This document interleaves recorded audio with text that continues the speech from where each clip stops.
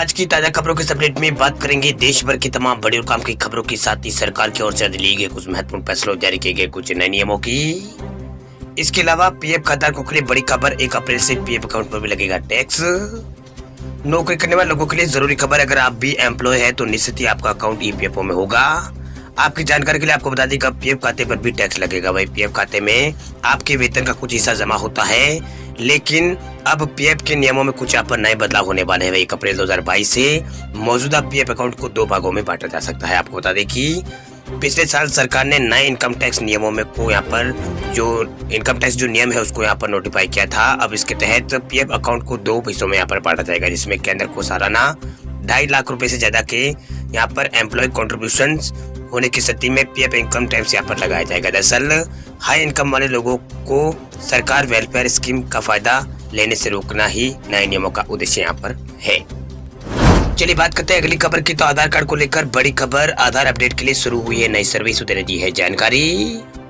भारत में आधार कार्ड एक बहुत ही जरूरी दस्तावेज बन गया। इसके बिना कोई भी यहाँ पर काम आप सरकारी या फिर गैर सरकारी काम यहाँ पर नहीं करा सकते हैं। वही हमारा आधार यूनिक एक डॉक्यूमेंट है, क्योंकि इसमें जरूरी जानकारी मौजूद होती है। बच्चों के एडमिशन से लेकर सरकारी फॉर्म भरने तक आधार कार्ड का इस्तेमाल किया जाता है। हालांकि कई बार ऐसा होता है कि आपको आधार में नाम, पता और जन्म तिथि बताने की जरूरत पड़ जाती है, या फिर नया आधार कार्ड बनवाना होता है। तो ऐसे में आपको आधार सेंटर जाने की जरूरत नहीं पड़ेगी। अब आप घर बैठे जो अपॉइंटमेंट है वो ले सकते हैं और आधार सेवा केंद्र में लगी जो लंबी लाइनें हैं उनसे बच सकते हैं।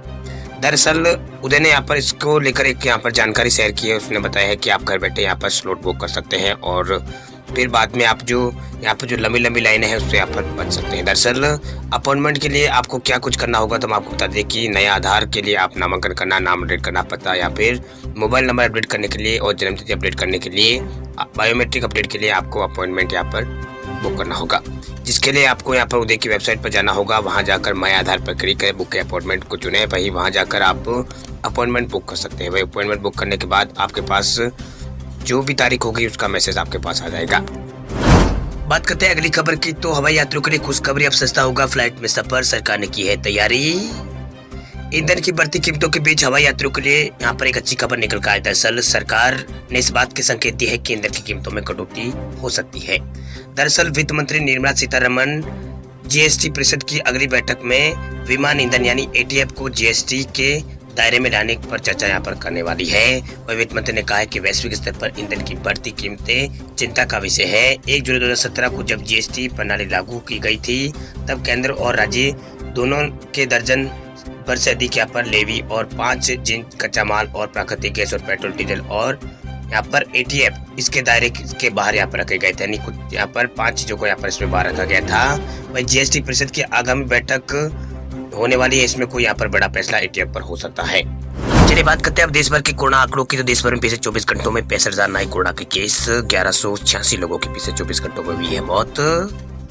देश में कोरोना संक्रमण के मामले लगातार घट रहे हैं। वही सोमवार रात 11:30 बजे तक संक्रमण के 65,261 नए कोरोना के सामने। इस दौरान 1,80,080 मरीज ठीक भी हुए हैं।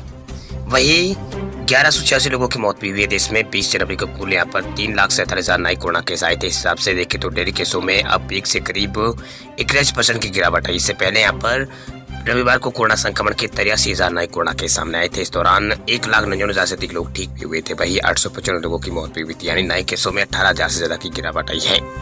वही 5 जनवरी के बाद पहली बार रविवार को देश में नए केसों के जो मामले हैं वो यहाँ पर 1 लाख से कम हुए। फिलहाल देश में एक्टिव केस यानी इलाज करा रहे मरीजों की संख्या 9,85,000 के आसपास है। देश में महामारी की शुरुआत से अब तक 4,23,00,000 से अधिक लोग कोरोना की चपेट में आ चुके हैं। कुल रिकवरी भारत में 4,08,00,000 के आसपास हो चुकी, तो कुल मौतें भी 5,04,000 के आसपास हो चुकी है। वहीं केरल में पिछले 24 घंटों में कोरोना के 22,524 नए केस सामने आए, जबकि 49,586 मरीज ठीक भी हुए। वही 127 लोगों की मौत भी हुई। इससे एक दिन पहले भी यहाँ पर 26,729 नए कोरोना संक्रमित मरीज मिले थे। वही 137 लोग ठीक भी हुए थे। वही महामारी की शुरुआत से अब तक कुल यहाँ पर 62 लाख से आसपास से मामले इस राज्य में सामने आ चुके हैं। वही पॉजिटिव रेट फिलहाल यहाँ पर 28.63% है। इसके अलावा महाराष्ट्र में नए केसों में 3,000 से भी ज्यादा की गिरावट देखी गई है। वह पिछले 24 घंटों में 6,436 नए कोरोना केस मिले। इस दौरान 24 लोगों की मौत हुई है। वही 18,000 से अधिक ठीक भी हुए। रविवार को यहाँ पर 9,767 केस आए थे। इसमें यहाँ पर 3,000 की जबरदस्त गिरावट देखने को मिली है। वही पॉजिटिविटी रेट महाराष्ट्र में फिलहाल 6.42% है। इसके अलावा कर्नाटक में पिछले 24 घंटों में 6,151 नए कोरोना केस मिले हैं, जबकि 16,000 से अधिक ठीक हुए 49 लोगों की मौत हुई है। वहीं यहाँ भी मामलों में जबरदस्त गिरावट देखने को मिल रही है। एक्टिव केस यहाँ पर 27,000 के आसपास है। पॉजिटिविटी रेट 6.2% है। इसके अलावा तमिलनाडु में भी कोरोना केसों में लगातार गिरावट आ रही है। 5,104 नए कोरोना केस मिले हैं। वहीं 13 लोगों की मौत हुई। एक दिन पहले भी यहाँ पर 6,120 नए कोरोना केस सामने आए थे। वही 23,000 से अधिक लोग ठीक हुए। 26 लोगों की मौत हुई थी। यहाँ पर पॉजिटिव रेट फिलहाल यहाँ पर 5% के आसपास है। इसके अलावा एमपी में पिछले 24 घंटों में कोरोना के 3,945 नए केस सामने आए हैं। 8,130 से अधिक लोग ठीक हुए। इस दौरान 2 लोगों की मौत हुई। एक दिन पहले यहाँ पर 5,171 नए कोरोना केस मिले थे। वही 8,373 लोग ठीक हुए थे। इस दौरान 6 लोगों की मौत हुई थी। वही इस राज्य में फिलहाल जो कोरोना मामले हैं वो लगातार गिर रहे हैं, यानी कोरोना के मामलों में जबरदस्त गिरावट एमपी में देखने को मिल रही है। 5,051 यहाँ पर फिलहाल जो एक्टिव केस है वो फिलहाल यहाँ पर 40,000 के आसपास है। वही पॉजिटिव रेट 5.51% है। इसके अलावा गुजरात में 2,909 कोरोना केस सामने आए हैं। वही 8,000 से अधिक लोग ठीक हुए हैं। 21 लोगों की पिछले 24 घंटों में मौत हुई है। एक दिन पहले यहाँ पर 3,800 के आसपास मामले सामने आए थे। वही यूपी में लगातार मामलों में गिरावट देखी जा रही है। पिछले 24 घंटों में 2,400 के आसपास नए मामले सामने आए हैं। वही 3,800 से अधिक लोग ठीक हुए हैं। 12 लोगों की मौत हुई है। राज्य में कोरोना के मामले लगातार गिर रहे हैं। वही राजस्थान में पिछले 24 घंटों में कोरोना के मामलों में 3,000 से भी ज्यादा की गिरावट देखी जा चुकी है। वही 2,298 नए केस मिले हैं। वही 7,000 से अधिक लोग ठीक भी हुए हैं। वही 12 लोगों की पिछले 24 घंटों में मौत हो गई। एक दिन पहले 4,500 के आसपास नए कोरोना केस यहाँ पर आए। राजस्थान में कोरोना के मामलों में अब जबरदस्त गिरावट देखने को मिल रही है। इसके अलावा आंध्र प्रदेश में पिछले 24 घंटों में 1,500 के आसपास कोरोना केस मिले हैं। ओडिशा में 1,400 के आसपास मिले। तो वही छत्तीसगढ़ में 1,200 के आसपास कोरोना मिले। वही हरियाणा में कोरोना के मामले 1,200 से भी कम रहे हैं। वही दिल्ली में भी 1,151 नए कोरोना केस मिले। वही पश्चिम बंगाल में 741 और पंजाब में 734 कोरोना केस पिछले 24 घंटों में मिले हैं।